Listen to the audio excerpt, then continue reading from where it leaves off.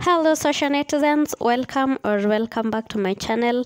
My name is Christine. Thank you so much for dropping by. If you are a returning subscriber, thank you so much for the support. It means so much to me. If you are a new person here, I hope you consider subscribing. I make some dope content, as you're going to see in this video. So we are making beef mango chutney, and these are the ingredients we are going to use. We are going to use 2 mangoes that are not fully ripe. One is completely ripe but not overripe, and the other one is just slightly ripe, because we need 2 distinct tastes, or is it tastes. One the sweetness, and the other one is a bit of tanginess. We are going to need 4 tomatoes, 1 capsicum, 2 onions, half a kg of meat, celery or dania, but I'm going to use celery. And then we are going to use garlic and ginger.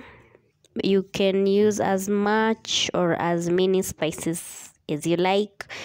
We need water, and then we need some wheat flour to thicken the soup. So the recipe is as easy as ABC as you are going to see.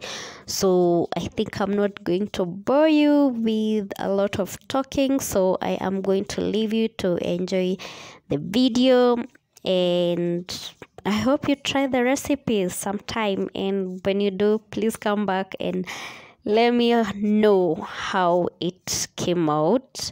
Ensure you don't overcook the mangoes, because you need to taste the sweetness and you need to taste the tanginess.